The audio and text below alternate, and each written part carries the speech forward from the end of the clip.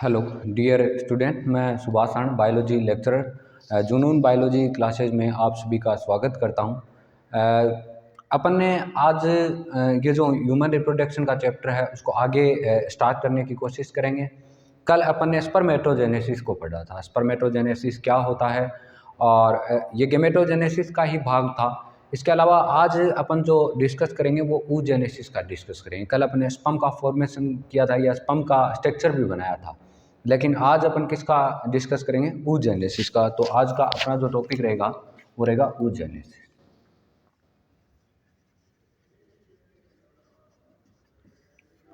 ठीक है। oogenesis का मीन्स क्या होता है अपने को ये भी पता होना चाहिए। oogenesis क्या होता है? oogenesis का मतलब होता है formation of ovum, formation of ओवा या ओवम। ठीक है, फॉर्मेशन ऑफ ओवम। ठीक है। अंडाणु निर्माण की क्रिया क्या कहलाती है? oogenesis कहलाती है। ठीक है। और oogenesis की क्रिया होती है वो मोस्टली फीमेल्स में चलती है। किस में चलती है? फीमेल्स के अंदर चलती है। ओके, ये किस में चलेगी? फीमेल के अंदर चलेगी। और ये मोस्टली जो आपने देखा ना कि स्पर्मेटोजेनेसिस की जो क्रिया थी वो कैसे चल रही थी? जब प्यूबरिटी आ जाती है तब स्टार्ट होती है। ऐसा लिखा था जब मेल होता है वो 10 से लेके 15 ईयर या 13-15 साल का हो जाता है तब जाके स्टार्ट होती है। लेकिन oogenesis की जो क्रिया होती है वो मोस्टली बिफोर बर्थ से पहले हो जाती है। कैसे हो जाती है? Before birth. ठीक है ना। अपन ऐसा बोल सकते हैं किसी फीमेल के यूट्रस में ही प्रेगनेंसी के दौरान ही इसकी जो क्रिया होती है वो स्टार्ट हो जाती है, या गेस्टेशन काल होता है ना उसके अंदर ही इसकी जो क्रिया होती है वो स्टार्ट हो जाती है। और ये मोस्टली जो फीटस लगभग 6 से 8 वीक का होता है। फीटस कितने वीक का होता है? 6 से लेकर 8 वीक का होता है, तब ही स्टार्ट हो जाती है। किसकी क्रिया हो जाती है? oogenesis की क्रिया हो जाती है। ओके, जब कितने वीक का हो? फीटस 6 से 8 वीक का हो तभी स्टार्ट हो जाती है। और ये oogenesis की क्रिया होती कहाँ पे स्टार्ट है? आपको ये भी बता देता हूँ, ओवेरी में होती है। कहाँ पर होती है? ओवेरी में होती है। और ऐसा माना जाता है कि 6 से 8 वीक का जो फीटस होता है, एम्ब्रियो होता है, अपन बात करें तो उसके अंदर ही किसकी क्रिया हो स्टार्ट होती है? oogenesis की क्रिया स्टार्ट होती है। ठीक है ना। तो अपने को याद रखना चाहिए ये बात कि ये क्रिया कंप्लीट तो जब अपन बात करते हैं ना फर्टिलाइजेशन होता है, ये oogenesis की क्रिया कंप्लीट तो फर्टिलाइजेशन के बाद में होती है। लेकिन स्टार्ट कब हो जाती है? जब फीटस कितने वीक का होता हो? 6 से 8 वीक का। ठीक है ना। तो फीमेल का ये मेन कैरेक्टर होता है कि oogenesis की क्रिया फीमेल्स के अंदर कब स्टार्ट होती है? जब फीटस कितने वीक का हो? 6 से 8 वीक का हो। ठीक है। जबकि मेल के अंदर आफ्टर प्यूबरिटी ये कंप्लीट होती है। ठीक है ना। तो ये बात हमेशा याद रखनी चाहिए। आगे अपन बात करें, नेक्स्ट बात करें oogenesis की क्रिया कैसे स्टार्ट होती है। ठीक है ना। जैसे अपन ने उसमें पढ़ी थी ना, 3 फेज में कंप्लीट होता है स्पर्मेटोजेनेसिस। एक होती है मल्टीफिकेशन फेज। कौन सी होती है? Multiplication phase. और दूसरी फेज कौन सी थी? ग्रोथ फेज थी, ग्रोथ फेज। और तीसरी थी वो मैचुरेशन फेज थी, मैचुरेशन फेज थी। ये भी उसी तरह से 3 फेज में कंप्लीट होता है। उसमें क्या हो रहा था? प्राइमरी स्पर्मेटोसाइट बन रहा था, सेकेंडरी स्पर्मेटोसाइट बना था, स्पर्मेटिड बना था और फिर स्पर्म बना था। सेम यही प्रोसेस उसी की तरह चलती है। जैसे मान लो कि इस प्रोसेस को अपन स्टार्ट करने की कोशिश करें, इस प्रोसेस को अपन स्टार्ट करने की कोशिश करें। जैसे उसमें क्या बना था? स्पर्मेटोगोनियम बना था। क्या बना था? जैसे जम सेल था, जम एपिथेलिया था, उसे क्या बना था? स्पर्मेटोगोनिया बना था या स्पर्मेटोगोनियम था बना था। इसी तरह इसी के अंदर ओवेरी के अंदर, ओवेरी की जो जम सेल्स होती है या उसे अपन स्टेम सेल की स्टेम सेल भी बोल सकते हैं, उन सेल से सबसे पहले ओगोनियम बनता है। क्या बनता है? ओगोनियम बनता है। और ये ओगोनियम होते हैं, ये क्या करते हैं? बहुत सारी संख्या में मल्टीप्लिकेट करते रहते हैं। मान लो ये ओगोनियम है और ओगोनियम कौन सी कंडीशन में? 2n की कंडीशन में, और बहुत सारी संख्या में क्या करता रहता है? मल्टीप्लिकेशन करता रहता है। ये ओगोनियम है। ठीक है ना। क्योंकि इसमें कौन सा डिवीजन होता रहता है? माइटोसिस होता रहता है। कौन सा डिवीजन होता रहता है? माइटोसिस होता रहता है।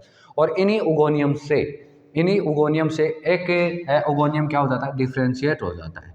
और डिफ्रेंशिएट होने के बाद में इसी में भी कैसा डिवीजन होगा? माइटोसिस होगा। और ये क्या हो गया? डिफ्रेंशिएट हो गया, डिफ्रेंशिएट हो गया, विभेदित हो जाता है। होने के बाद में ये जो स्ट्रक्चर बनती है इस स्ट्रक्चर को प्राइमरी oocyte बोलते हैं। क्या बोलते हैं? प्राइमरी oocyte बोलते हैं। याद रखना, ये जो स्ट्रक्चर होती है उस स्ट्रक्चर को किस नाम से जाना जाता है? प्राइमरी oocyte के नाम से जाना जाता है। किसके नाम से जाना जाएगा? प्राइमरी oocyte के नाम से। ये बात हमेशा याद रखना। और एक बात मैं और बता देता हूँ, जो ये उगोनियम होता है ना, ये उगोनियम की बात करें तो मोस्टली ये इसकी स्ट्रक्चर होती है लगभग स्टार्टिंग की बात करें, ये जब ये मान लो कि ये क्रिया स्टार्ट कौन से वीक में हुई थी? 6 से लेकर 8 वीक में स्टार्ट हुई थी। कौन से में? 6 से लेकर कितने वीक में? 8 वीक में स्टार्ट हुई थी। उस टाइम में की बात करें तो इसकी संख्या बहुत ज़्यादा थी, लगभग 6 से 7 मिलियन थी। ये मल्टीप्लिकेशन कर रहा था तो उगोनियम की संख्या कितनी थी? 6 से 7 मिलियन थी। लेकिन जब भी बर्थ होता है, जब भी बर्थ होता है, आफ्टर बर्थ की बात करें, जब भी बर्थ होता है तो इसकी नंबर होती है वो 2 to 3 मिलियंस हो जाती है, ठीक है ना। और ये प्राइमरी oocyte होता है ना, वो जब प्यूबरिटी स्टार्ट होती है, प्राइमरी oocyte की बात करें, ये बर्थ तक इसकी संख्या इतनी थी, ये मल्टीप्लिकेशन कर रहा था, धीरे धीरे इसकी संख्या कम होती जाती है। स्टार्टिंग में मल्टीप्लिकेशन किया तो कितनी थी? 6 से 7 मिलियन थी, लेकिन धीरे धीरे इसकी संख्या कितनी आ गई? 2 to 3 मिलियन आ गई। और जब भी बर्थ होता है, अब मान लो अपन ऐसा मानते हैं कि इससे पहले की जो कंडीशन थी 2n की कंडीशन थी, कुछ नहीं बन रहा था, उगोनियम बन रहे थे, लेकिन जैसे ही बर्थ हो जाता है, क्या होता है? बर्थ हो जाता है तो क्या बन जाता है? या बर्थ की बात करो या अगर प्यूबरिटी की बात करो, प्यूबरिटी की बात करो तो जैसे प्यूबरिटी आती है तो कौन सी स्ट्रक्चर बनती है? प्राइमरी oocyte बनती है। क्या बनती है? Primary oocyte। अब प्यूबरिटी आ चुकी है और अब अपने को क्या करना है? आगे का प्रोसेस बढ़ाना है। अब ये प्राइमरी oocyte होता है, ये क्या करता है? मियोसिस करता है। क्या बनता है? क्या करने की कोशिश करता है? मियोसिस करता है। और मियोसिस कौन सा करेगा? मियोसिस 2 टाइप का होता है, फर्स्ट और सेकंड।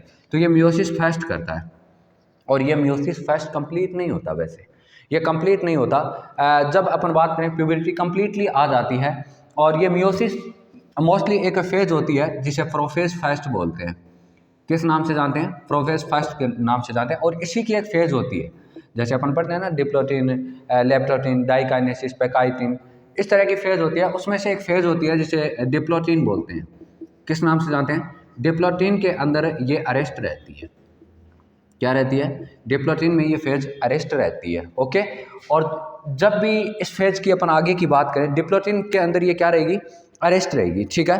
आगे अपन बात करें और इसकी संख्या तो होती है ना प्यूबरिटी के टाइम तक, इसकी संख्या का अपन डिस्कस करेंगे। लेकिन ये मोस्टली कौन सी फेज के अंदर है? लेप्टोटिन के अंदर डिप्लोटिन के अंदर क्या रहती है? अरेस्ट रहती है। और अगर अपन बात करें जैसे प्यूबरिटी के बाद में मोस्टली ये अभी तक उगोनियम है। और अब अपन ने यहाँ तक बात किया ना, जैसे प्यूबरिटी आई ना, प्यूबरिटी के टाइम तक इसकी जो नंबर होती है वो 60,000 से लेकर 80,000 तक रहती है। पहले स्टार्टिंग में देखो, जब एम्ब्रियो कितने वीक का था? 6 से 8 वीक का था, तो इसमें बहुत सारी संख्या थी। धीरे धीरे मिलियंस, 2 to 3 मिलियंस आया। इसके बाद में इसकी संख्या कितनी हो गई? 60 to 80,000 हो गई, ठीक है ना। अब ये प्राइमरी oocyte है, प्यूबरिटी कंप्लीट हो गई है। अब ये मानो कि इसको क्या करना है? ओवम या ओवेरी से इसको रिलीज करना है। रिलीज करते टाइम ये मोस्टली एक बार तो अरेस्ट रहता है। कौन सी फेज में रहता है? मियोसिस फर्स्ट की प्रोफेज फर्स्ट के अंदर अरेस्ट रहता है। अब मियोसिस फर्स्ट से अगर बात करें, प्रोफेज फर्स्ट को कंप्लीट करना है, डिप्लोटिन को आगे की ओर ट्रांस करना है, तो इसके लिए आगे ये जब मियोसिस अपन बात करें फर्स्ट कंप्लीट होता है तो यहाँ पर एक स्ट्रक्चर बनती है जो एन की कंडीशन में बनती है, क्योंकि हैप्लॉइड होती है। और इसे क्या बोलते हैं? सेकेंडरी oocyte बोलते हैं। किस नाम से जाना जाता है? सेकेंडरी oocyte के नाम से। इसके ये जो डिवीजन होता है वो अनइक्वल डिवीजन होता है। कैसा होता है? अनइक्वल डिवीजन होता है। और इस डिवीजन के दौरान एक स्मॉल सेल का भी फॉर्मेशन होता है, ठीक है ना। और इस सेल को प्राइमरी पोलर बॉडी के नाम से जाना जाता है। किसके नाम से?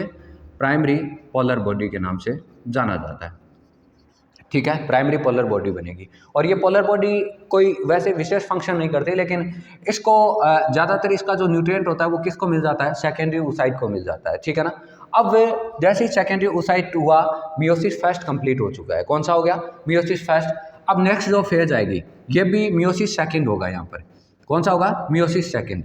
और मियोसिस सेकेंड की बात करें तो इसकी भी एक फेज होती है, वहाँ पर ये अरेस्ट रहता है मेटाफेज सेकेंड के अंदर। कौन सी फेज के अंदर? मेटाफेज सेकेंड के अंदर ये अरेस्ट रहता है। क्यों रहता है? क्योंकि ये किसका वेट कर रहा होता है? ये स्पर्म का वेट कर रहा होता है। जब फर्टिलाइजेशन होगा तब जाकर ये मियोसिस सेकेंड कंप्लीट होगा। मैंने बताया था कि स्पर्म आते हैं ये स्पर्म है और ये ओवम है। इसमें जो फर्टिलाइजेशन होगा, मैंने एक बात और बताई थी कि स्पर्म का जो नेक रीजन होता है उसके पास सेंट्रियोल होता है, लेकिन ओवम के पास क्या नहीं होता, सेंट्रियोल नहीं होता। जब इसको सेंट्रियोल मिल जाता है तब मियोसिस सेकंड की क्रिया क्या हो जाती है, कंप्लीट होती है। और जैसे ही मियोसिस सेकंड की क्रिया कंप्लीट होती है तो फिर से अनइक्वल डिवीजन होगा, कैपिटल एन बनेगा और एक इधर की तरफ पोलर बॉडी बनेगी इस तरह से। और इस पोलर बॉडी को अपन सेकेंडरी पोलर बॉडी बोलेंगे। क्या बोलेंगे, सेकेंडरी पोलर बॉडी का है या सेकेंड पोलर बॉडी बोलेंगे। और ये भी न्यूट्रिएंट का काम करती है। और इसे क्या बोलेंगे, जब भी मेटाफेज सेकेंड कंप्लीट हो चुका है तो एक अपन बात करें तो कंप्लीटली ओवम बन जाता है। क्या बन जाता है, कंप्लीटली ओवम बन जाता है, ठीक है ना, या मैच्योर ओवम बन जाता है, ठीक है ना। और मैंने एक बात बोली थी कि ये ओवम होता है वो क्या होता है, नॉन मोटाइल होता है, मोटाइल नहीं होता, चलन नहीं होता इसके अंदर, ये अगतिशील होता है, ठीक है ना। तो ये एक मैच्योर क्या बन चुका है, ओवम बन चुका है। और ये पूरी की पूरी पूरा का पूरा जो प्रोसेस है वो प्रोसेस क्या कहलाया है, oogenesis कहलाया है। क्या कहलाया है, oogenesis, ठीक है ना। तो अपन ने देखा यहाँ पर मल्टीप्लिकेशन हो रहा था, यहाँ पर डिफ्रेंशिएट हुआ, इसका मतलब यहाँ पर ग्रोथ हो रहा था, और यहाँ पर इसका क्या हो रहा था, मैच्योरेशन हो रहा था, परिपक्वन हो रहा था। देखो एक बार और देख लेते हैं अपन। सबसे पहले ओगोनियम थे। ओगोनियम कब की बात हो रही है, 6 to 8 वीक का जब फीटस होता है। मोस्टली अपने एक बात बोली है कि फीमेल्स के अंदर जब फीमेल अपनी माता के यूट्रस में होती है तभी ये एक्टिविटी होती है, वो प्रारंभ हो जाती है, ठीक है ना। और ये ओगोनियम था, बना रहे थे।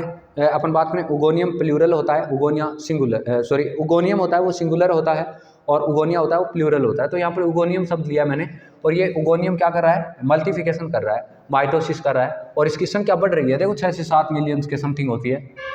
जैसे ही अपन बात करें बर्थ होता है तो ये अपनी मल्टीप्लिकेशन को डाउन कर देता है और यहाँ पर एक डिफ्रेंशिएट हो जाता है और क्या बना देता है, प्राइमरी oocyte बना देता है। क्या बना देता है, प्राइमरी oocyte बना देता है। और प्राइमरी oocyte के दौरान क्या हो रहा होता है, माइटोसिस हो रहा होता है। क्या हो रहा होता है, माइटोसिस हो रहा होता है।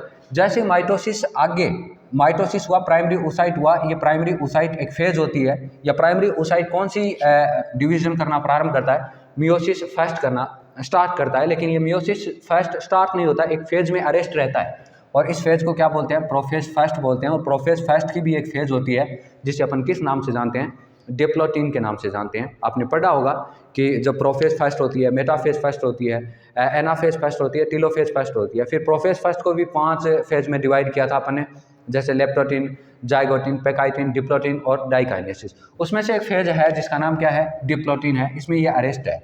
और ये तभी कंप्लीट होगा जब मियोसिस फर्स्ट तभी कंप्लीट होगा जब ओवेरी से ओवम बाहर की तरफ निकलेगा, ठीक है ना। ओवम नहीं होता उसे अपन सेकेंडरी oocyte बोलते हैं। तो इसमें इस टाइम बहुत सारे ओवम होते हैं, लगभग 60 से 80 हज़ार के समथिंग सेकेंडरी oocyte होते हैं, ठीक, या प्राइमरी oocyte होते हैं। और इनमें से इनको बोला, इनमें एक ही सारों के अंदर एक ही फेज में ये अटके रहते हैं, प्रोफेज फर्स्ट की डिप्लोटिन में। लेकिन इनमें से एक को भेजा जाता है और लास्ट तक आपको पता है पूरी फीमेल की लाइफ के अंदर 400 सेकेंडरी oocyte रिलीज किए जाते हैं इसमें से, ठीक है ना।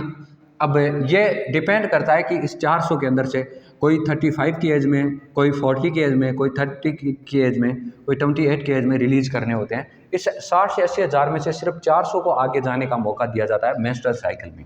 कौन से, मेंस्ट्रुअल साइकिल के अंदर जाने का मौका दिया जाता है। तो ये जब ऐसा होता है 400 में से 60 से 80 हज़ार है, उसमें फिर यहाँ पर मियोसिस फर्स्ट तभी कंप्लीट होगा जब प्राइमरी oocyte होता है वो एक अनइक्वल डिवीजन करता है, जिसके अंदर एक प्राइमरी पोलर बॉडी बनती है, दूसरा सेकेंडरी oocyte। ये कंप्लीट हो जाता है, फिर सेकेंडरी oocyte आगे अरेस्ट हो जाता है।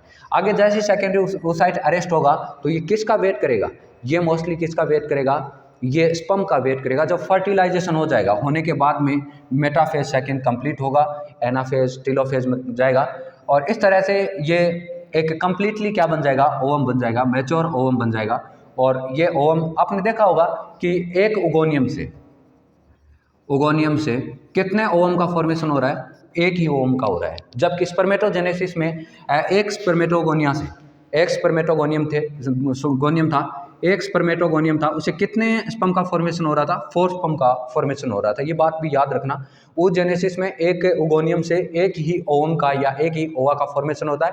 जबकि स्पर्मेटोजेनेसिस की बात करें, स्पर्मेटोजेनेसिस के अंदर एक स्पर्मेटोगोनिया से एक स्पर्मेटोगोनिया से या एक स्पर्मेटोगोनियम से कितने स्पर्म का फॉर्मेशन होता है? 4 स्पर्म का फॉर्मेशन होता है। ये बात हमेशा याद रखनी है।